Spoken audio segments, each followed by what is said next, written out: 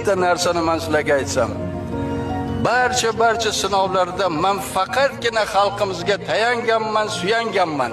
Sizlarni yaxshi ko'raman. Qaytadimi hayotimga men yo'qotgan bahorlar, aytadimi suyukligim qulog'imga isqovlar, kulsam endi meni yig'latmanglar, yerda yursam bas yashashni menga o'rgatmanglar. To'rt devor orasidaman, olib ket qora menjar yoqasaman, olib ket endi kimlar qafasdaman.